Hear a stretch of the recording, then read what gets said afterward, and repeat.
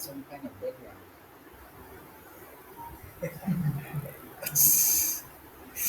Yeah. You can place me underwater also. Yeah.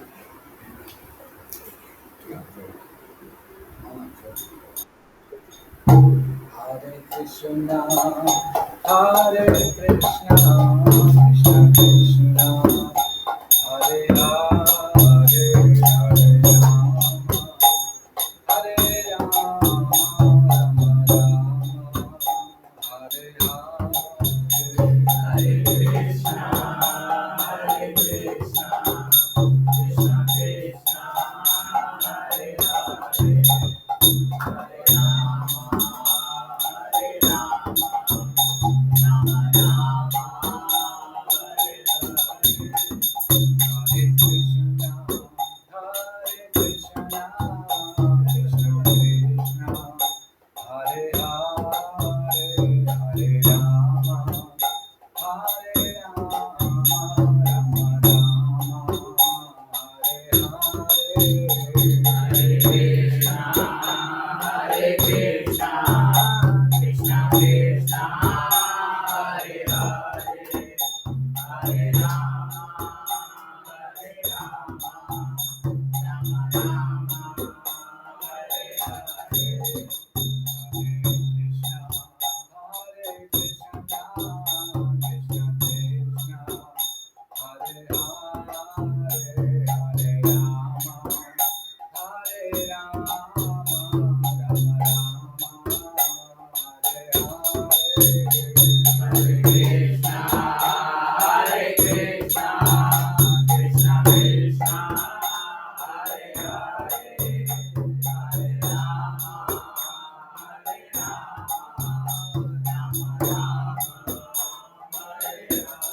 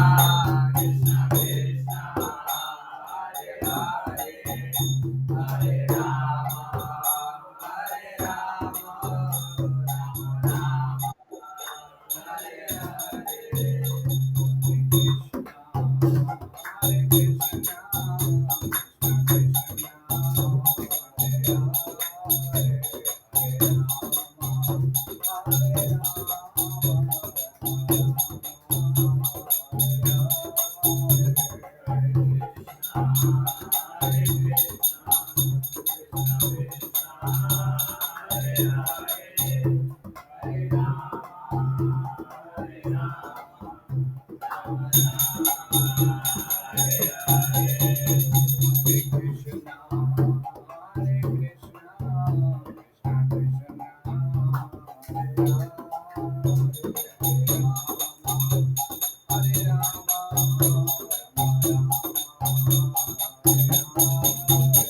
Hare Krishna, Hare Krishna,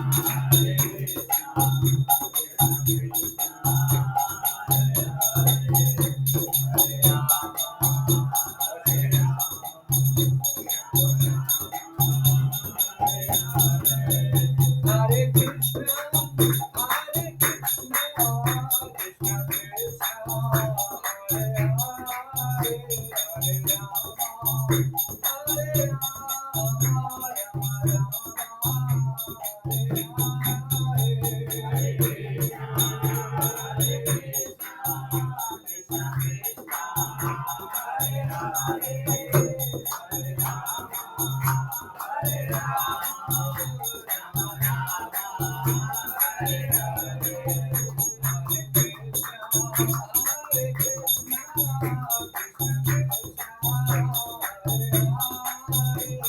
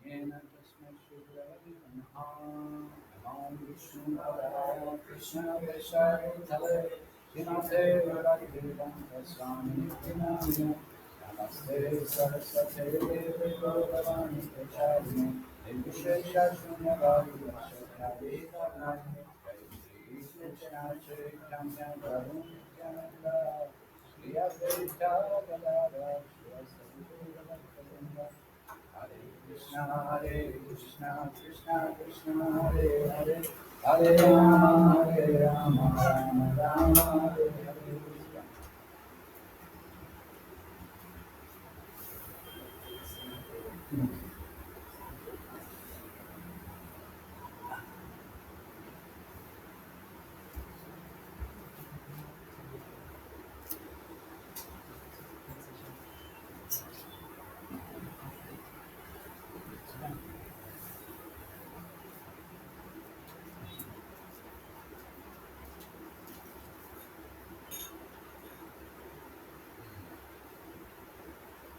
There's no other space, no?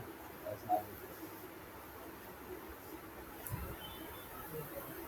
it. Okay, so today is very auspicious day.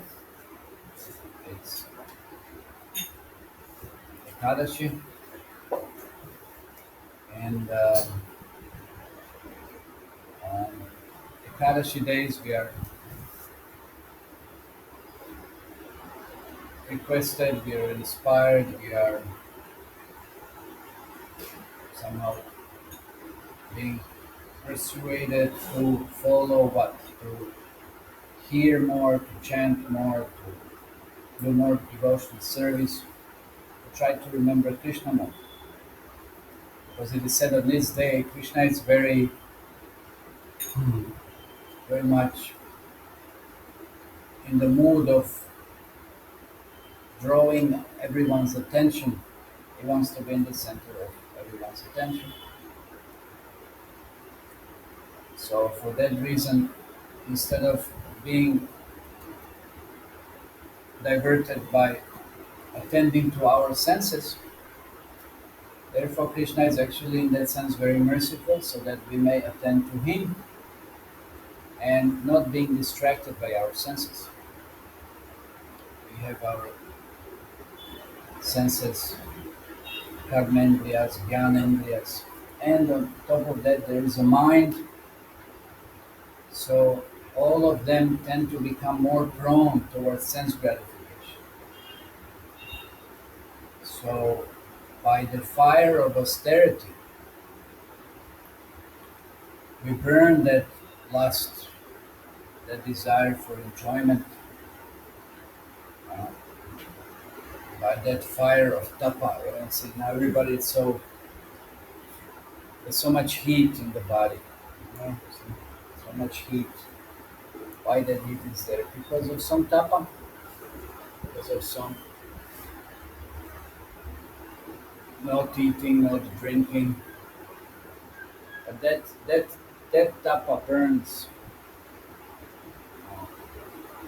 that material desire for enjoyment, and it enables us, or it inspires us, and it's directing us to serve Krishna, to be attracted towards him.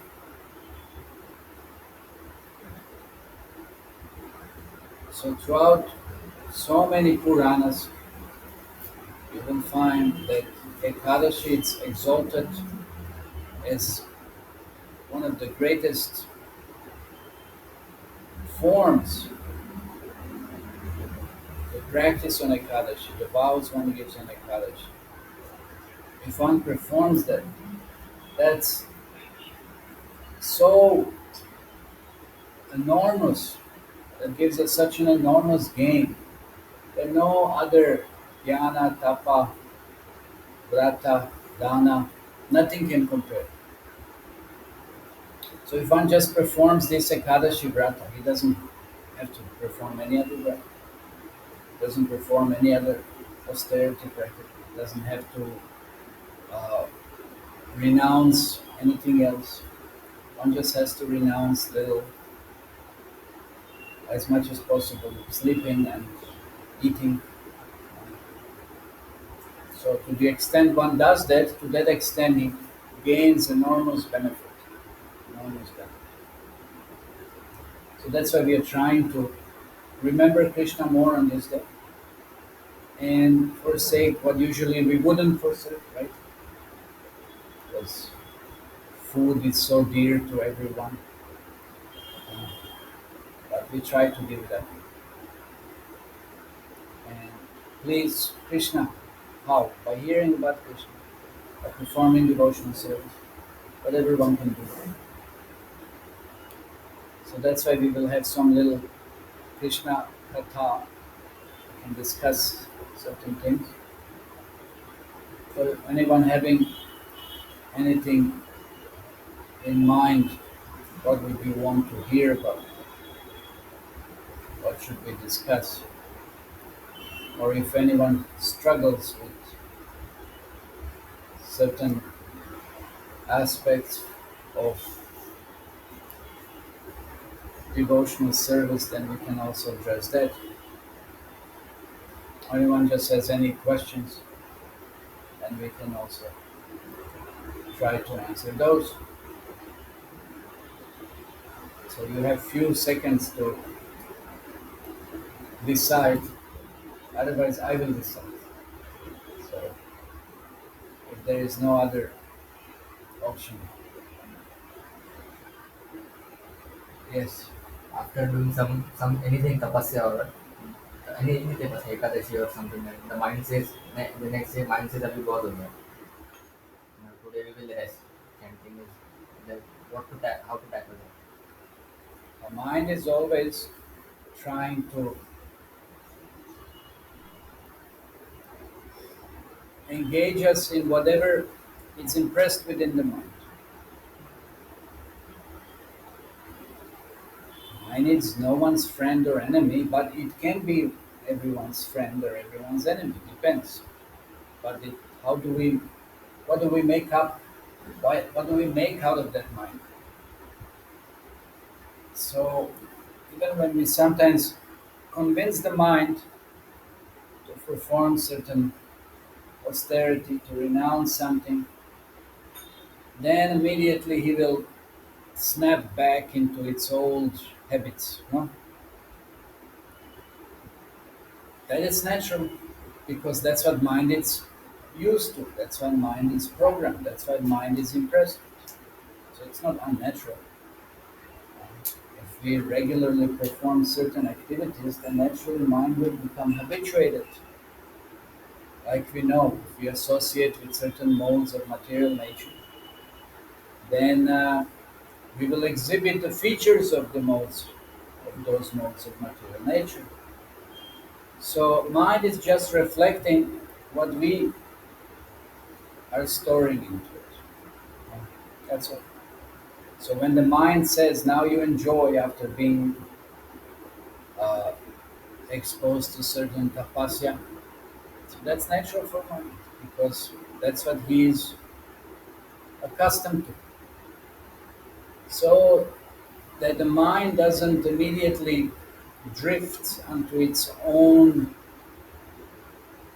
habits and maybe even sometimes more drastically. So then we also have to train the mind. So that's why this process of regulated activities is recommended. So that means that whenever, let's say, any form of devotional service is presented to us, then we have to be regular. Then we have to constantly perform it, not just occasionally, not just sometimes. No? Because if it's sometimes, then the mind will rebel.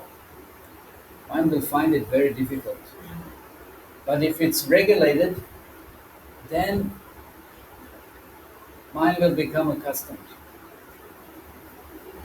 And then it won't, it won't create such an obstacle, or it won't create such a, you know, uh, disturbance. That why this has been going on now. Immediately, follow the previous pattern of your lifestyle or whatever. No, then mind will also become accustomed, and then let's say, like for example, what may happen? Somebody's fasting. Like now, there was Janmashtami also, no?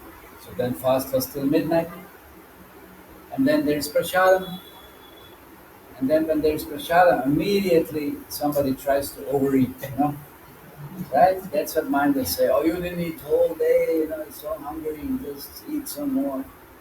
Take more, take more, take more. But do you think that's a good idea? No. It's a very bad idea. That's why at least non-grain prasadam has been given also on Janmashtami. So that it's not too heavy for the stomach to digest. It's not too heavy. So even if you eat a little more, it still won't be that bad. It is bad, but of course you can't eat too much because the stomach shrinks. No? So you can't eat what usually your mind would think that this is the amount that you should eat. No? You have the idea this is my plate and my plate has to be full. But after fasting, it's not it's not a good idea. Maybe you eat every day full plate. No? But on that day you shouldn't. You should also regulate it. And then like tomorrow we will break the fast. I won't ask now what time we will. It's a paran, it doesn't matter. We'll find it out later. But it doesn't mean that immediately has to be a feast. No, it's better just to do it with something basic and more liquid. And then maybe later on, we can have some kind of meal. But even the process of following Ekadashi is such that on Dvadashi, that means the next day, one should have only one meal. Not again breakfast, lunch, and dinner. No, only one meal. So that means it's kind of you're continuing the fast in one sense, but you're also breaking the fast. But it's a gradual because body needs to recover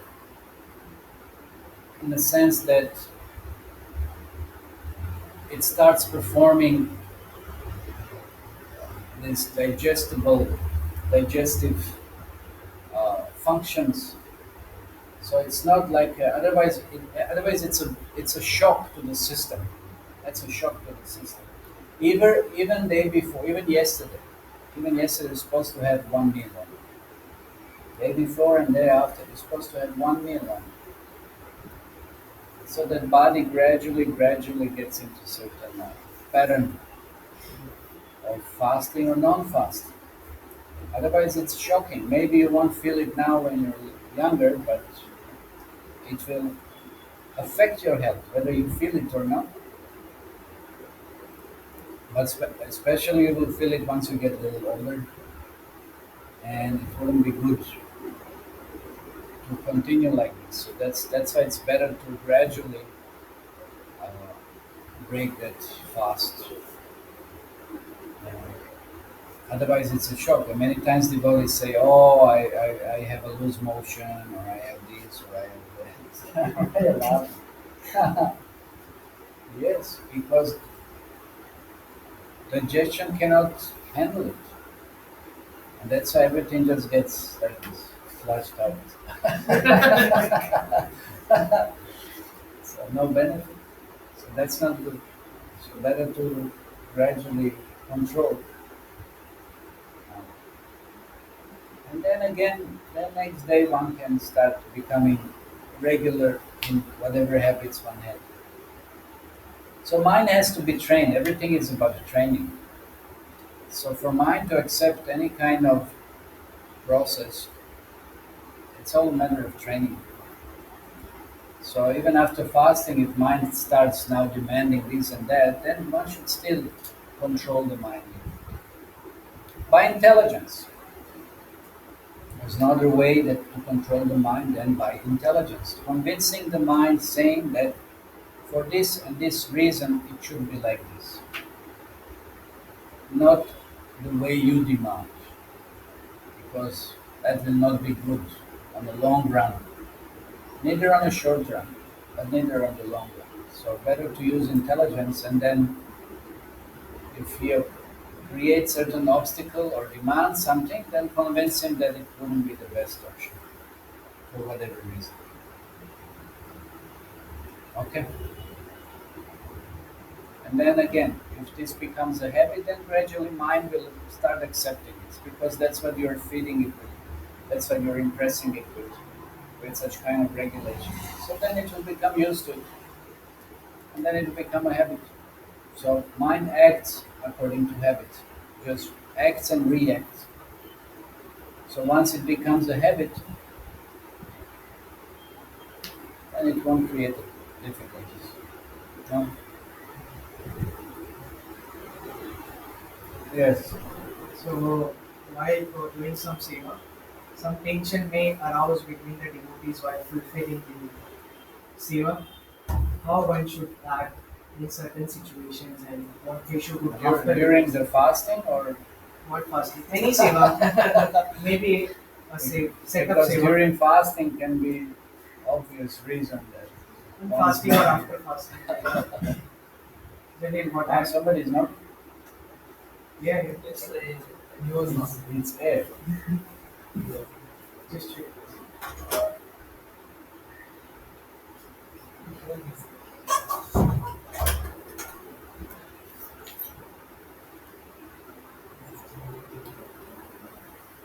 Well, what is the reason of any conflict during the service? No. Somebody might be very eager to do certain service. No. It's, uh, it's just that So then we also have to be eager to do certain service. And then if that affects us in certain way, then we have to try to resolve it somehow. Because one thing should be understood. Let's say somebody wants to do certain service. Okay, then let them do certain service. Let them do. You can also allow them to. Okay, let them do. I will sacrifice, and you get more benefit. No, just like let's say we were talking about eating.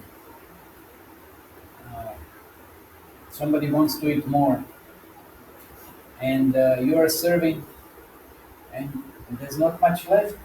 And you know, if I give them to eat more, I will not receive any, I will not get anything. So then what you do? Will you give or you will hold for yourself? we convince that person. Huh? We convinced what? Yeah, that prasadam is left very full. No. No, no. Why to convince? You give him. Even if it is bad for that person. But then you don't know. How do you know that it's bad for you? You don't Someone know. is in this person. You were not sitting next to that person to see how much he had taken or not. You don't know that, no? If they ask for it, you give them. If they ask, you give them. So even if they're eager to do more of some devotional service, but then you facilitate. You get more credit for that. You get more credit than maybe just doing it. No? And if you really want to get some credit, it's now coming. Next few days, we'll have a nice seva going on. 5 days service, serving prasadam. You can stay in the temple. We've made that arrangement. You can stay in 251. Yeah? And you can serve. Who will come? Who can come? Raise your hand. Chalo, college chordo, I mean, and just come. At least come for 1 day, 2 days, doesn't matter. No, you can do that. You don't have to come for all 5 days, but at least come for 1 or 2 days. And let us know so we make a schedule. Which days are maybe better to come. That also we can discuss with Akansh. I told him to make the schedule. So then if somebody also comes like this and it doesn't get the service, then you give the service. You renounce. That credit of that renunciation is greater than doing the service. No? Not that we start pulling and pushing and this and that and then no service is done. No. Our service is done in a very unpleasant way, disturbing also to everyone. So then that's a lot of ignorance. No? So then better to be renounced. Krishna says within our heart, are we really want to do this service or we are there for our prestige, recognition, or we are there just because if I do certain service then I get some Mahaprasad that it's left over? Is that the reason I do that service? So the better attitude would be okay, allow others, let them do it. And you'll get your chance, don't worry. But even then you get more benefit by allowing others. So yes. So when we do seva and devote practices, so sometimes we keep ourselves in center and forget Krishna. Sometimes. Yes. Or always. And also we neglect to do seva. So how do we keep That's why it's always good to be in association of devotees. They will notice this. Somebody will notice. The service is not done in a proper attitude, proper mood.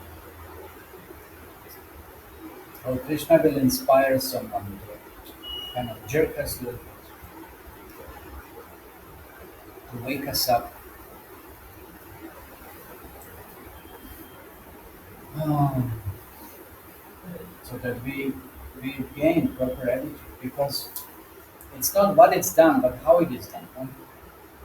If you're doing something and we're just having certain other motive, then the result of that service it won't be so nice and won't be so great.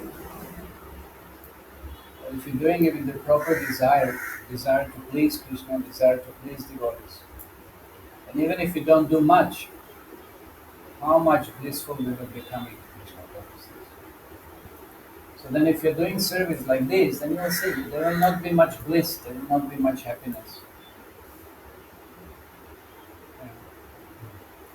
So then we should also use our intelligence and understand, well, if I'm doing something and then I'm not increasing my eagerness to surrender, then there must be something wrong. That I'm doing something not exactly in the way that it should be done. So then we have to analyze that. What is the situation? What is the cause? Okay? Yeah. In starting, we start because we know what our purpose is to please devotees and to please Krishna. But in between of the course of seva, we sometimes become public. Oh, I am doing the seva, I am serving, or I am washing these plates, I am doing that. In between, in starting, we know what is the purpose, but in between, that get vanished and we forget. That's also solution. So that's why always we have to remind ourselves why we are doing what we are doing.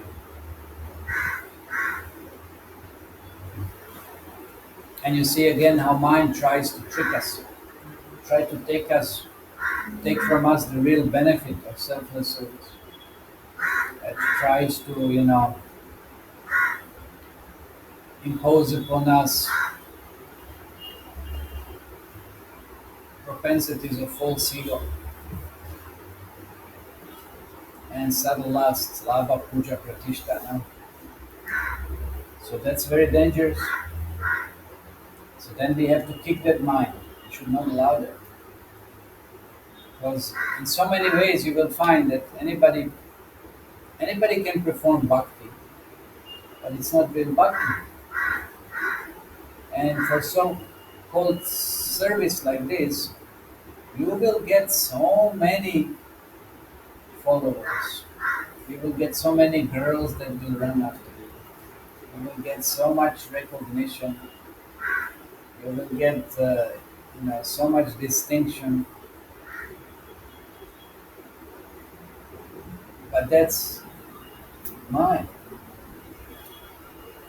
That's mine. So if we do bhakti with such kind of idea, then it's going to be very detrimental to our spiritual life.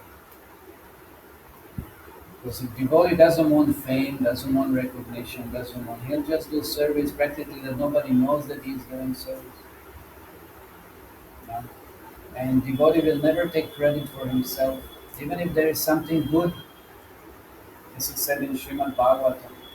Who is a devotee? One who always, if there is anything good, he will give credit to Guru and Krishna. And if something goes bad, he's not going to blame someone else. He's going to take on himself. He's going to say, if something's bad, oh, this is because of my faults. This is because of my shortcomings. That's a devotee. You know? That's the mentality of a devotee. Because Krishna can give you, like he tempted Dhruva Maharaj. Yes, you want the whole world, you can have it. Prahlad Maharaj also. What blessings do you want? Nrsimhadev asked. Which I can give you any blessing. What do you want? Prahlad Maharaj said, my dear Lord, please don't tell me. What do I want? I'm not interested in money. I just want to serve you. So we may cheat ourselves like this, and Krishna, knowing the heart, he will tempt us like this. He can give you the whole universe if you want, no problem. For whatever so-called bhakti you have done, you may receive material rewards. But then we miss the real point. We miss the real essence. We miss the real benefit.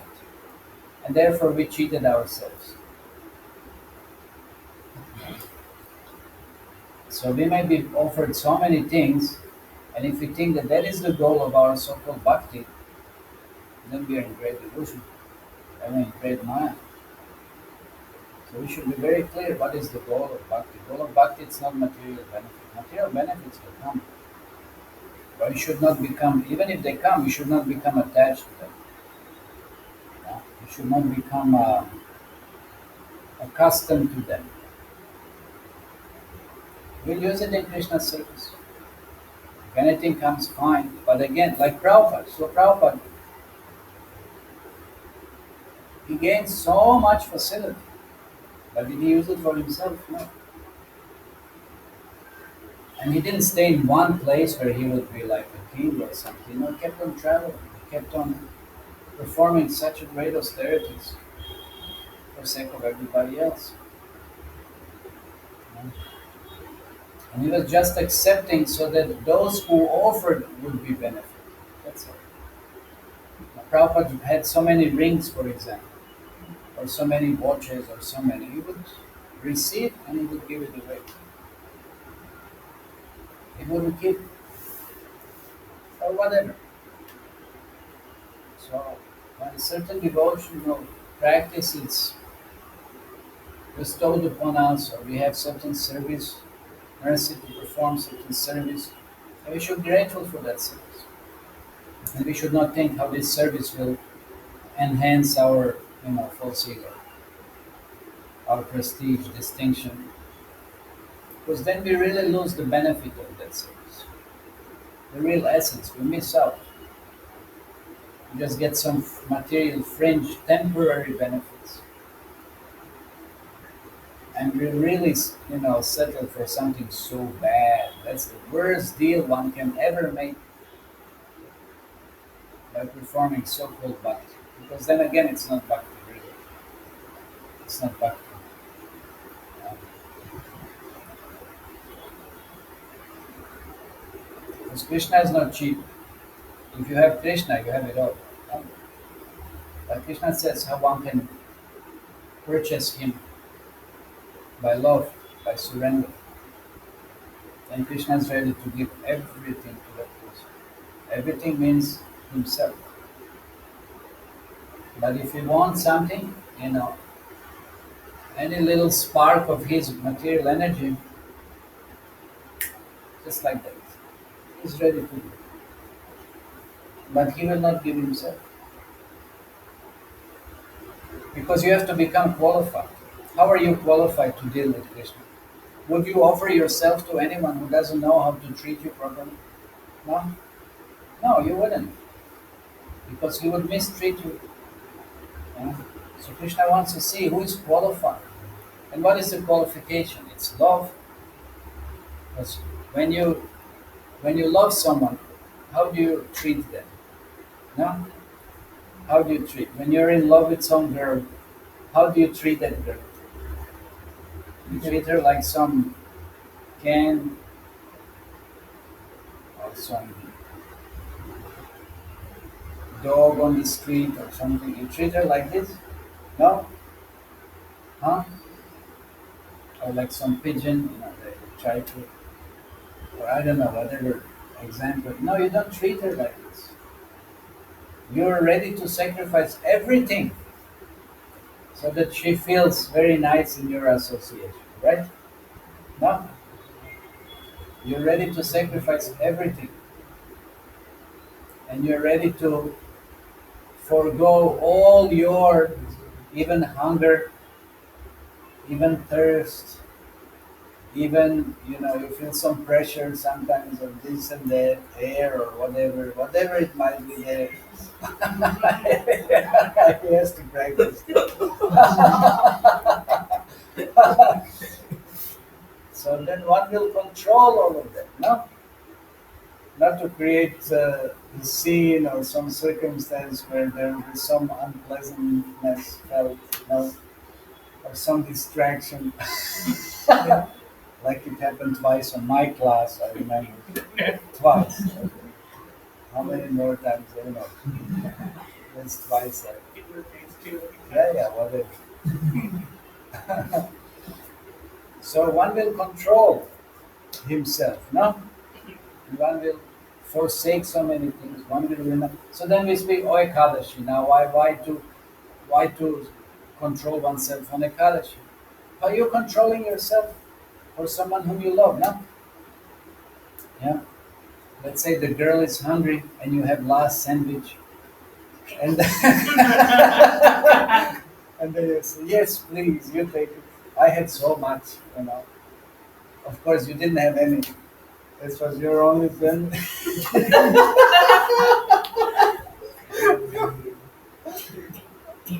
But you sacrifice because then you're happy that she's happy. So like this, you sacrifice for Krishna on Ekadashi. Let us sacrifice for Krishna. Somebody else, this is like, there's not much use. There's no use at all. But it's example of some love, no? Some kind of love means sacrifice. No? Love means at least there shouldn't be any motive behind, selfish motive. But of course, material world, everything is selfish. But some glimpses are there sometimes, some selflessness. No? So you sacrifice. So that's why better in this world, now we sacrifice for Krishna. Sometimes a little more mechanically, sometimes a little more by force, again, until it becomes a habit. Because what is that force? What is that mechanics? That's called the level of duty, level of dharma.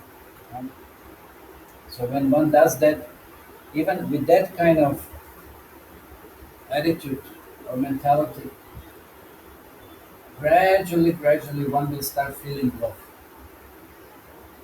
It's interesting how out of duty the love develops. One will start because you start developing relationship, and Krishna reciprocates. Still, you're doing it. You're regulated. You're dedicated somehow, and that you will start feeling love from Krishna, even if you don't have the love towards him. But when you start feeling his love, then you will start also feeling some love towards him as well. Because it's the dati pratigranati muhyam atati pechati munte bhujate chava sadvirukriti lakshana. It's a process. It works. You know?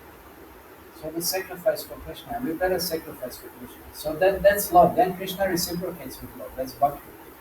Otherwise, yes, we may do something and ask for material benefits. Then yeah, we can get material benefits. But then we cheated ourselves. We settle for something so temporary and insignificant. Very bad deal. Very bad deal. Very bad. So that's why devotee never, like I said, Prahlad and Dhruva Maharaj, they never settle for this. They never, you know, Prahlad Maharaj asked and said, well, why are you offering me all these things? I just want you. I have no interest. What benefit? What is their material benefit? What does that mean, material benefit? What is the use of it? So they will never settle for this.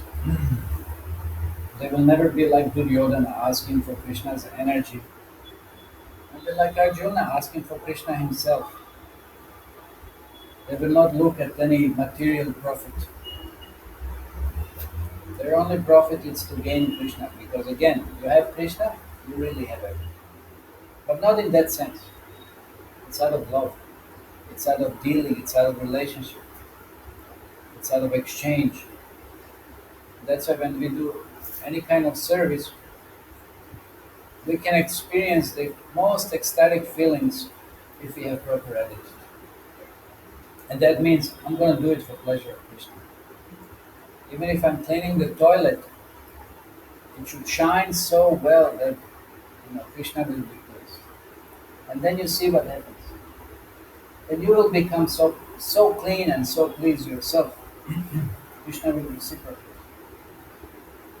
But if you're doing it, oh, why is this have to be done? Why I have to do this? Why I have to do that? And you don't have proper attitude. And that's not much of devotion. There's not much devotion. You're just doing something. Okay, you did something because it's part of some temple or this and that, but you get some benefit, but not much, because your attitude wasn't perfect. If you're doing it grudgingly, if you're doing it not willingly so much. So everything, it's like Prabhupada said, advancement in spiritual life depends on the attitude of the follower. That's it. So even if something insignificant is done, but it's done with proper consciousness, it means way more than any other big seva which is aimed at one's promotion of lava puja and tradition, right? Or one's gratification of lava puja. So that's why attitude is everything practically. And then when we have proper attitude, then you see how much more you can do. That's also there. And how much more one will be inspired to do. And that's why Krishna immensely reciprocates. But if we don't have that taste for bhakti, we don't have taste for doing service, then we can understand something is wrong. Either we don't have proper attitude, or we are heavily covered by illusory energy, which will distract us. Just like we were going in the car yesterday, Prabhupada said Maya and Krishna, just like sun and the shadow. There's nothing in between. So then if we are not under Krishna's mercy, control, then we will be immediately after Maya. Maya will take over. Maya will keep us busy. How many of you feel you're very busy? That you don't have time for bhakti? Seriously? If you give time to bhakti, then Krishna will give you more time to perform bhakti. If you're so busy doing so many other things that has nothing to do with bhakti, or you're not connecting it to bhakti, it then points out that we are not so surrendered. We're not so eager to please Krishna. As like Prabhupada was explaining, that was very interesting. So people cannot understand that you're a spirit soul, that they're a spirit soul. No, I'm this body. It's amazing how Prabhupada was explaining. People cannot understand this simple, basic fact of spiritual life, that we are not a body. They cannot understand. They don't have that consciousness. So how to make someone understand? What is our understanding also? How far are we from real spiritual life? And yesterday we were going, and took us quite a lot of time because of traffic. And you see so many people, so many shops, no? And people working hard. Why? To maintain the family. And we thought, how many people are in Maya like this? Spending whole life just to maintain the family? Working hard, taking so much pressure, so much anxiety. It's pretty hard. And they don't know about Krishna much. Neither they want to know. You see so many shops, so many people selling, hoping somebody will come and purchase something, I can get some money. Making arrangements to acquire certain products, to resell them, to do this, to do that. It's a hard life, it's a hard struggle. You know? And then for what? For what? If you're not Krishna conscious, then again, next life, same thing, nothing will change. Process of that kind of evolution of consciousness is extremely slow. Unless we get the mercy of the devotee, extremely slow. Sometimes in the Shastra, I think it said that for hundreds of lifetimes, you will be in one particular either varna or situation. Yes, it's not just today I'm Shudra, tomorrow I'll be Vaishya, and next day Kshatriya or something. It doesn't work like that. It's a very, very fine, extremely gradual process of conscious elevation. Unless a devotee interferes, unless devotee goes out and distributes books and pushes people a little bit more, or has Harinam going on and gives people some agyata sukriti by hearing the holy names of Krishna. Otherwise, people have that shop and they will have different kinds of shops for lifetimes. For lifetimes. It's hard life. And it's not very nice. So we should have some compassion. Vaishnava means compassion. But first we should have compassion towards ourselves also. Have some brain that we can't help anybody unless we are in a position to do so. That's also there, no? Because materially Krishna will provide. That much faith we should have. Spiritually, it's not going to happen unless a devotee interferes, unless we interfere. Nothing will change. The only way things change when a devotee makes that interference. So we have to keep on preaching. We have to keep on doing something, reminding people about Krishna. We don't have to tell them to renounce anything, but at least we should remind them of Krishna. And then automatically everything else will be manifested. Desire to serve, and then from that, higher consciousness. Okay. Prabhuji, I am reading Ramayana, so I have question from there. Uh, when Ravana kidnapped Sita Mata, why he gave her time of 1 year to surrender to Ravan? Because even Who if gave time? Ravana, it is mentioned in that book that Ravana gave time of 1 year to surrender Sita to him.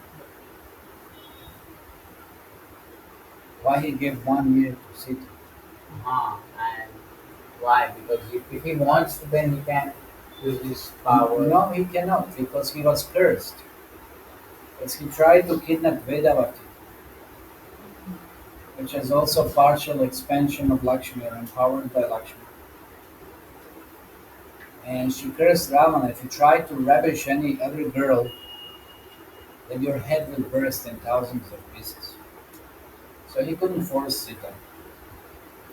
So he could have said 1 year, he could have said 3 years, he could have said whatever he could have said.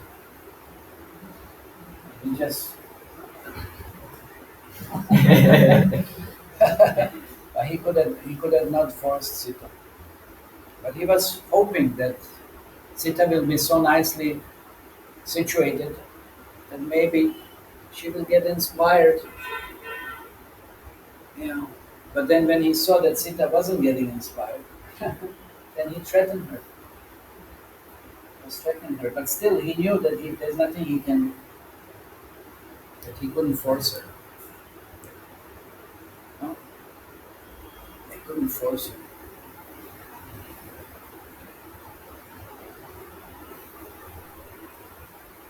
So why exactly he said 1 year? That's a technical question.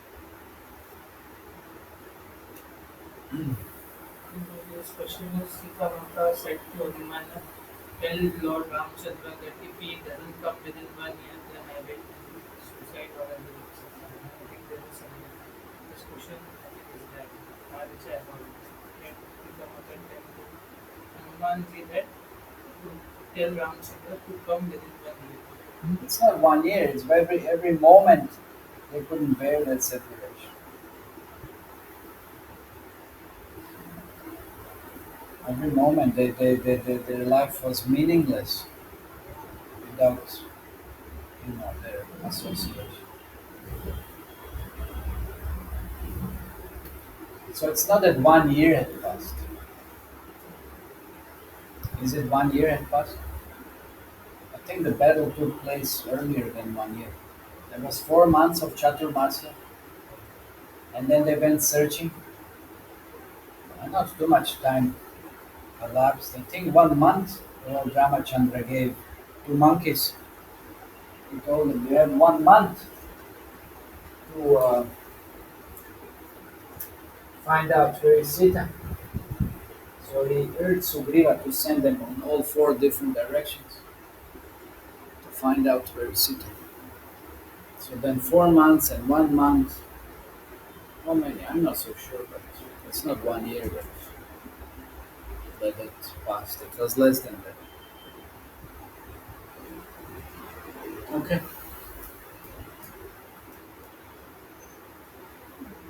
Even these 4 months, Lord Ramachandra couldn't wait. But he just waited because it was rainy season and you don't travel, you don't do anything during rainy season, you don't explore, you don't do this, that, it's just so he was observing that. But then as soon as that was over, immediately.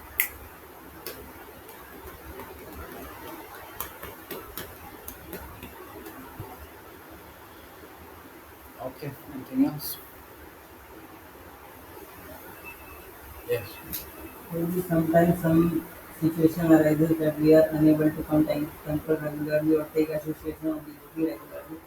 So how we be disciplined in that situation? Situation arises. There is always situation arising. So we have to make it a priority. There's always a situation.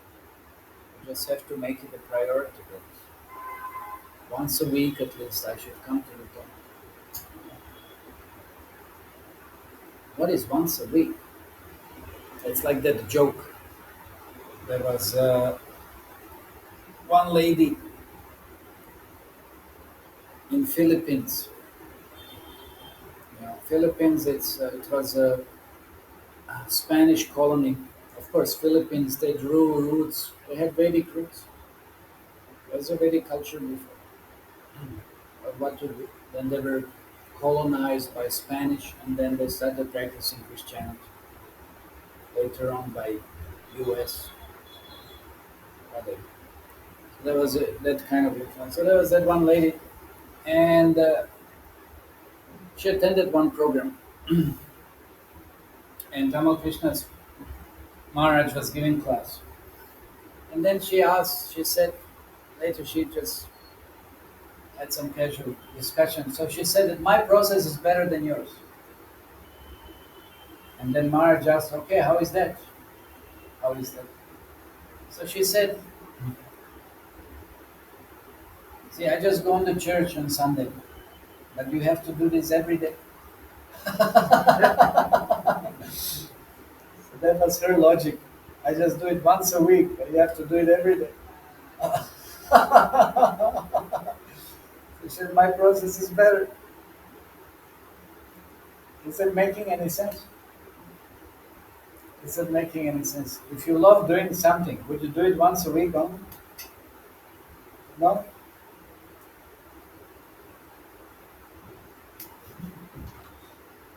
You would do it every moment.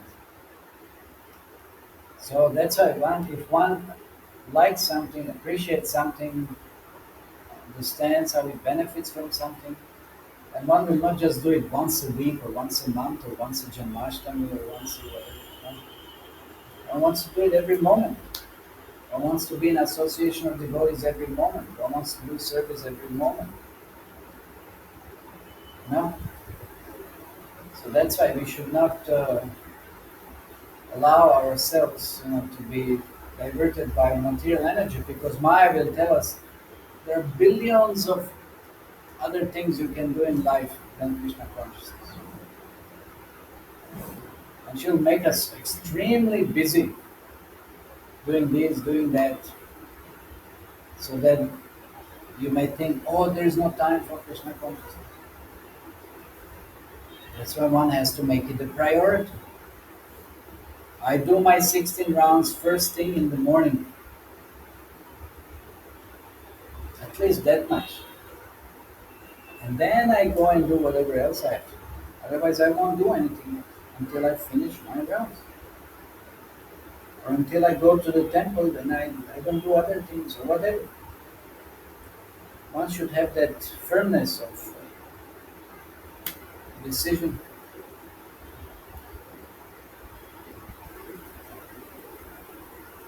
Because you will do so many things in life and you will miss out the most important thing, which is spiritual practice. Then what is the use of such kind of life?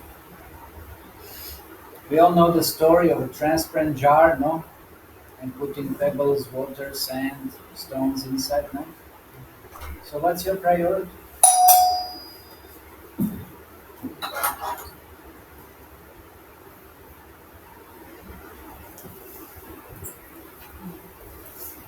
What is your priority?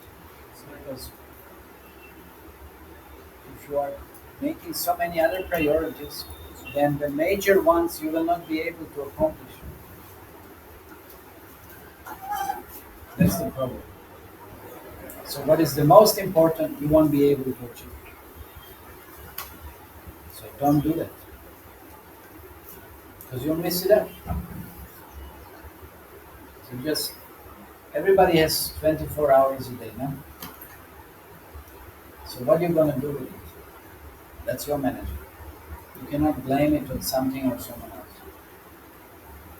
No? So at least, once a week or something. Now you have this place, if nothing else also, again. There's also a little temple. So you can take advantage of this. But still, temple is the atmosphere, it's like the potency, it's not the same exactly. But this is better than being at home. So at least something. But temple also, although it's little tapasya, maybe it's a little farther away, but somehow come during the weekdays, whatever, whenever possible. Okay, always. Regarding my earlier question, to regulate us, but what is the first attack mind makes so that we can regulate it? Like prasadam, eating more prasadam. What is that first attack of mind? Like normally, which normally comes. Anything that is your impression of enjoyment. If your pressure of enjoyment is eating, then that's what mind will present. If it's your impression of associating with opposite sex, then that's what mind will present. Even in the name of so-called bhakti, oh, this Mataji is doing such a nice seva. It would be nice to have her association, so I can also do more seva like this. Whatever, mind will come up with so many horrible distractions like this. So then we should use our intelligence. Just like yesterday, that girl came here, no? That little girl. Ah, very nice. It's not very nice. You have to be very careful. Now you're caught. Just like Suraj was caught yesterday. I saw it. That girl came like this and Suraj almost embraced it. We got in trouble. Yeah. You have to be very careful. You have to be very careful. Not just because she was girl. If she would have been boy also, you should be also very careful. Children, either boys or girls, they're just invested with a lot of feminine potency. That's why they're very attractive. Yeah. So one should be very careful, otherwise one can become heavily entangled and one's determination may be affected in spiritual life. And one may seek such kind of association more and more and more. Because dealing with children inevitably brings up desire to deal with the opposite gender. Inevitably. So one should stay away from the children as much as necessary.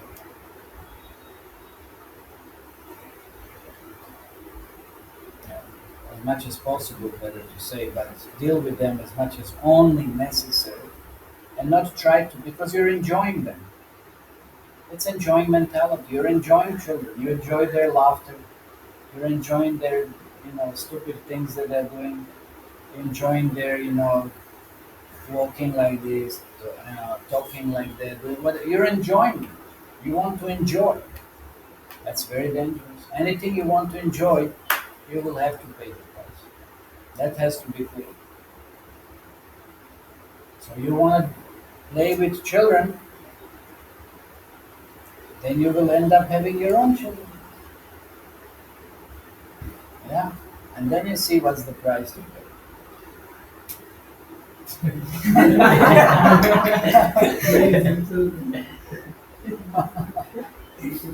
So one has to be cautious, very cautious, and it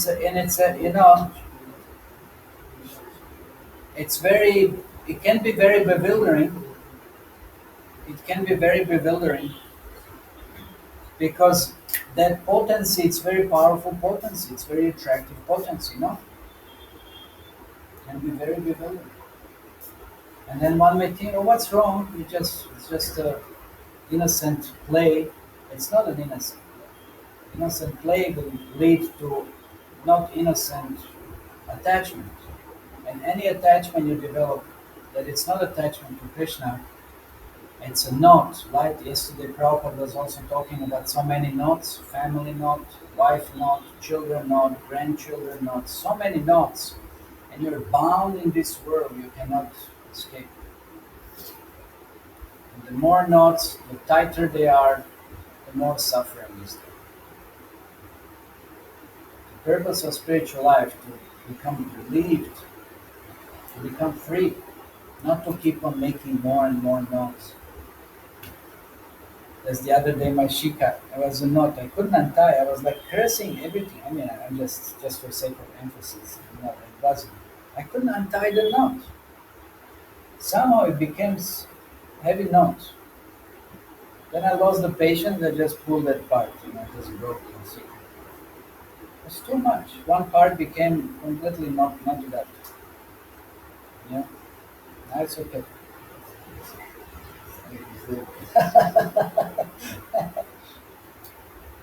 But when I untied it, there was some part that became so knotted, I just couldn't pull the hair out. So in material life, it becomes so tightened up. It's very difficult to become relieved. So we should never forget, children are very dangerous actually.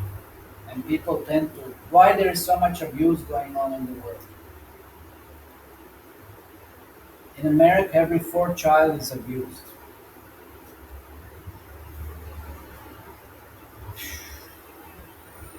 Most likely everywhere else in the world also nowadays.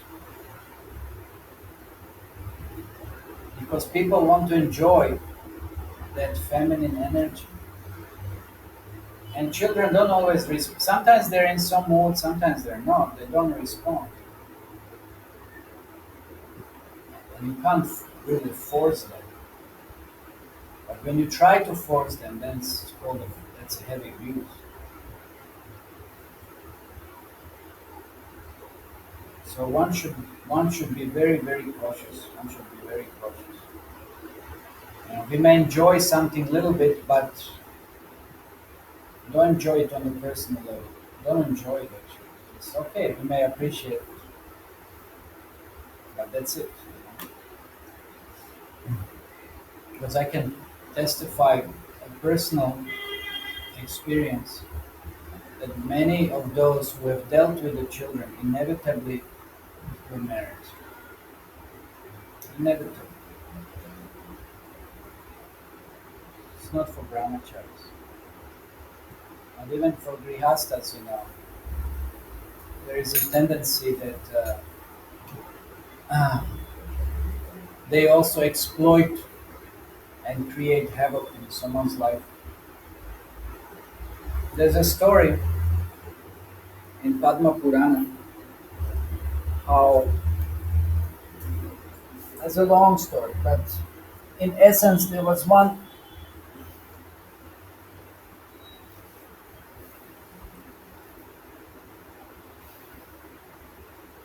female hog. I mean female pig. Because hog is male, no? Actually I was bored. I have to say bored. And we know that it is described in Shastras that in previous yugas, animals had higher consciousness. They were not ordinary animals like they're in Kali Yuga now, so dull and less conscious. They had higher consciousness, so they could speak also. Or they had some divine origin, or maybe they were cursed, which happened in this case. There was some curse that happened because of inappropriate dealings and attraction towards someone. So that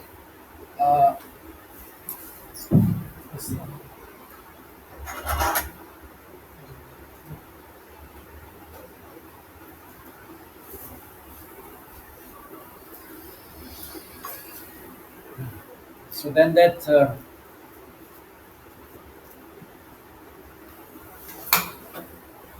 there was one boar like this. So he had a family, and he would usually avoid hunters because he said, I don't want to be killed by those hunters. They're all sinful.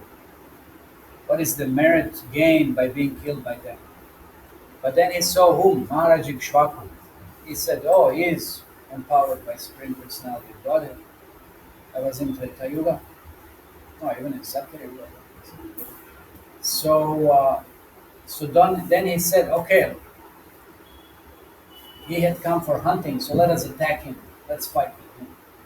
That'll be a good fight, and even if we are killed, we will be liberated. So then the whole family came out. That boar and she boar and all the sons. They came out and they started fight, and they killed many soldiers. And then Shwaka, he killed that son of that boar. He said that so it was a big fight, big fight. And then he saw that, and then he killed that boar also, and he achieved liberation. But then that female boar, he wouldn't want to kill because it was female. But then he saw it was just destroying his army, killing so many soldiers. And it's like, so somehow they managed to inflict so many wounds that gradually that whole, became overpowered and she was dying out because of so many wounds. And then the queen was there and she felt pity on that female boar that she's suffering in agony for so many wounds now. So she sprinkled some water and then immediately liberated it. Oh. And then they asked, how come you assume such a form? What is the reason?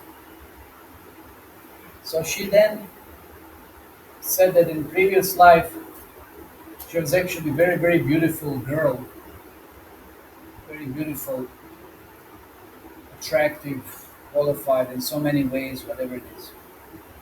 But then her father was too attracted to her because of her qualities, and she didn't give her in time to marry. There were so many brahmanas that were proposing and so many things, whatever. And another thing, the problem was also that her father was very lenient. He would allow her to do whatever she wanted to do. So then when she married finally, then she wasn't attending to her husband.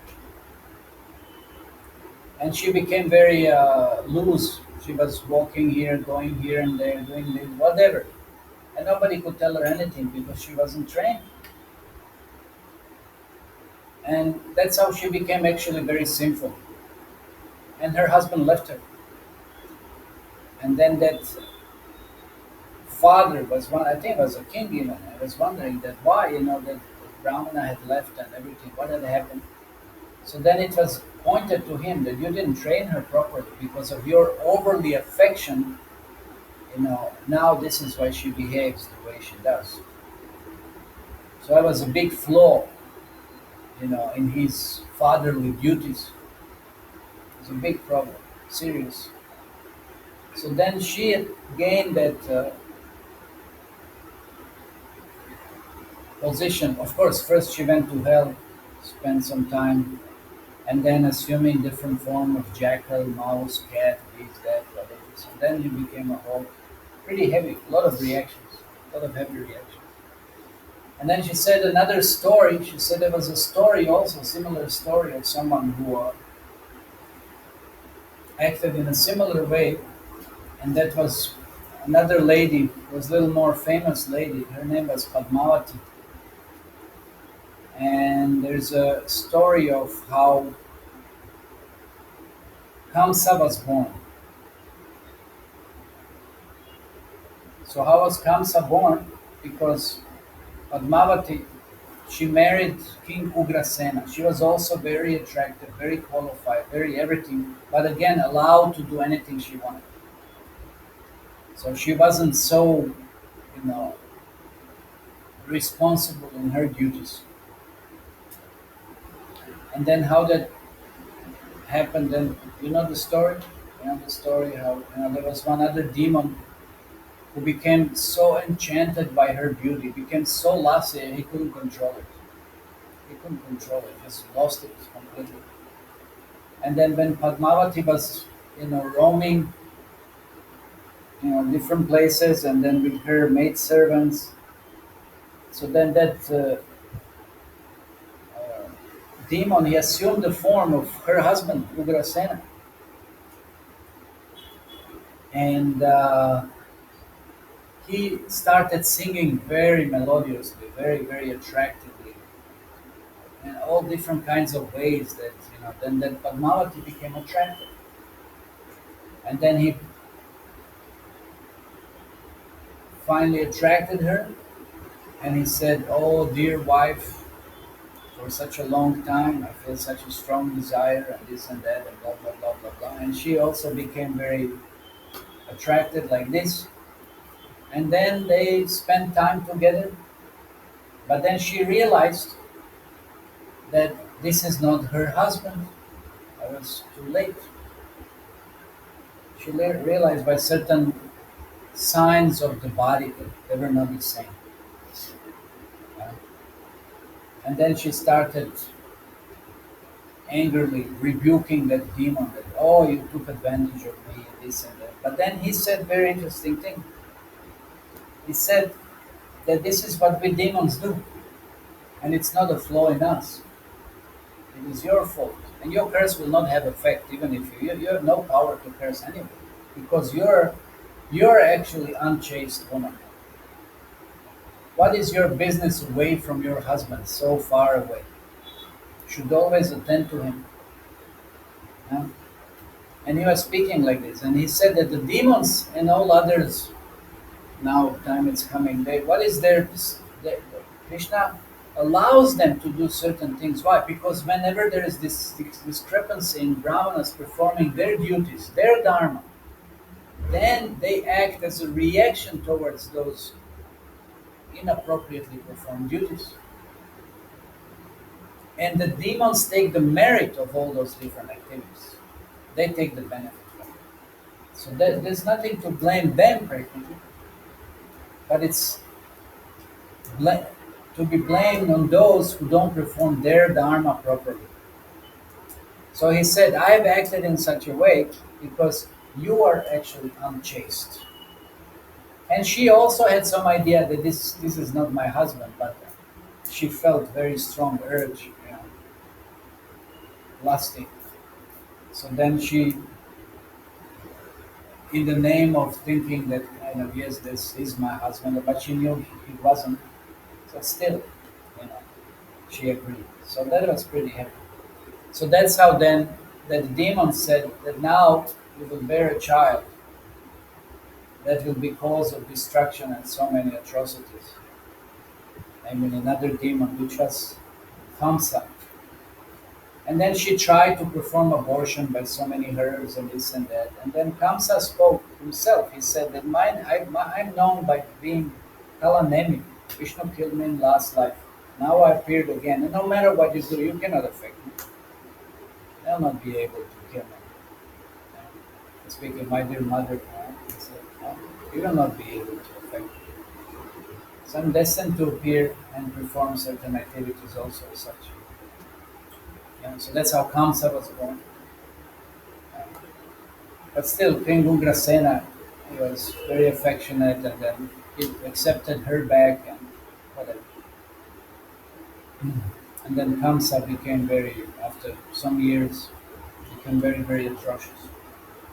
So the point was that duties have to be performed properly, and that affection, like either of a father or either of anybody else towards someone who has some attractive qualities, one should control them. One should be very, very cautious. And one should not take it that for my own sense gratification I will keep such association or take advantage of such qualities for my gratification. Very dangerous. Very dangerous. Especially for brahmacharis. Try to practice brahmacharya life. So one has to be very, very cautious. It's a big mind. It's a big mind. Because it melts that determination, it melts proper consciousness, and one becomes trapped. That's a trap of mind. So one has to be very cautious. So sometimes kids, yes, they can be funny and this and that. That's okay, but don't try to enjoy that. Don't try to exploit it. Because it's also an addiction kind of thing. It's addiction. You look more of the same, and you try to extract more of the same, or try to gain more of the same. So then it's addiction, and any addiction, it's a hell.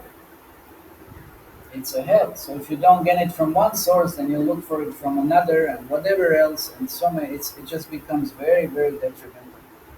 So one has to be very cautious. So careful with that girl. Next time she comes here, very nice. Take darshan, give some prasad, and kick her out. Nice girl. I'm not saying anything. Tell her to chant, but she can chant outside. Children have no place in ashram. Forbidden.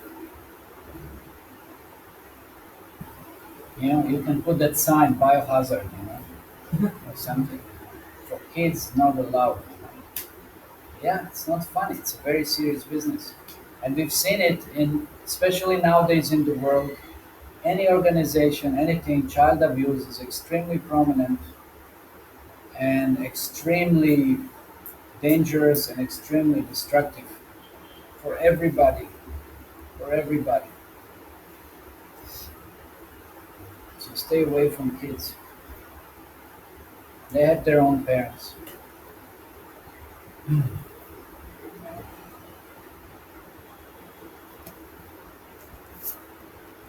Their parents know what's the price to pay for that little laughing and that little this and that. There's so many other things going on besides just little playing around.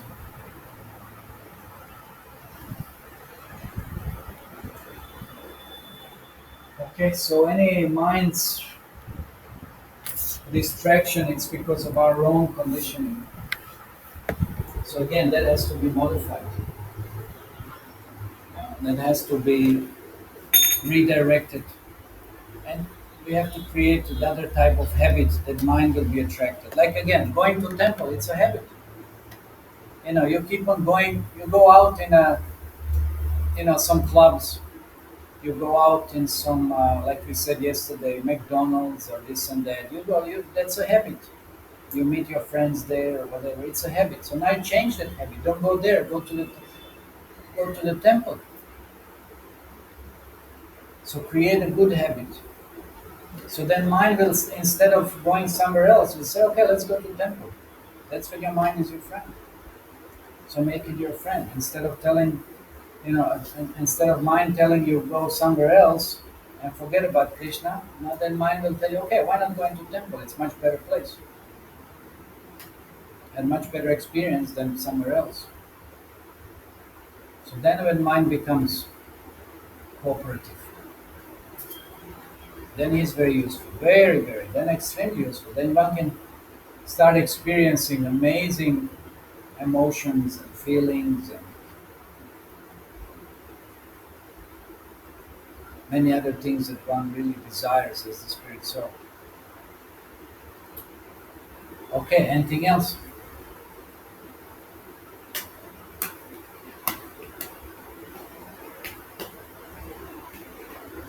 It's funny, silence appearing and disappearing. What mystic powers you have? It's like, Even I cannot see. no, by here on the screen, just sometimes. The makeup in cake is sometimes Okay, any other question?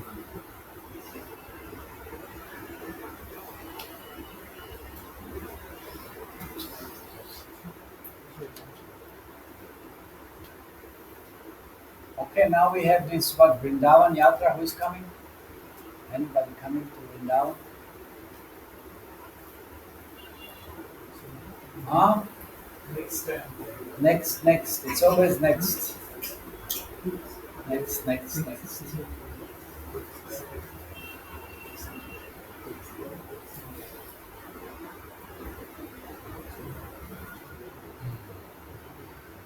we tell how we should go to Vrindavan, what should we want to do. That we will do there.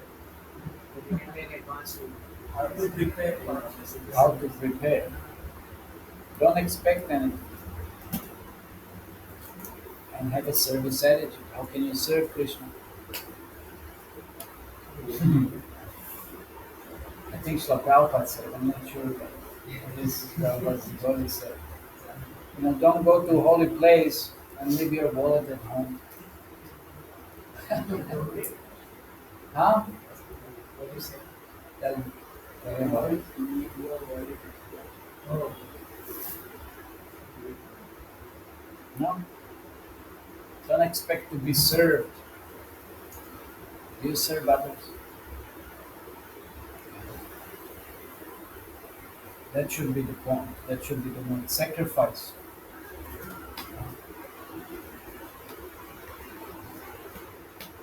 That's the essence.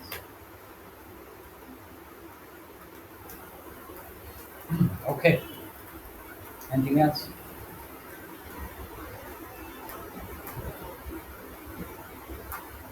Okay. So Prabhupada ki jai. Jai.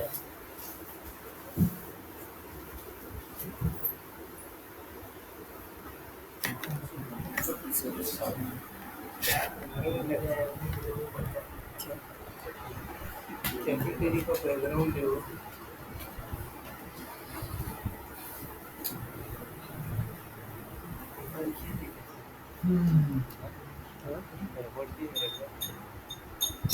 relax thanks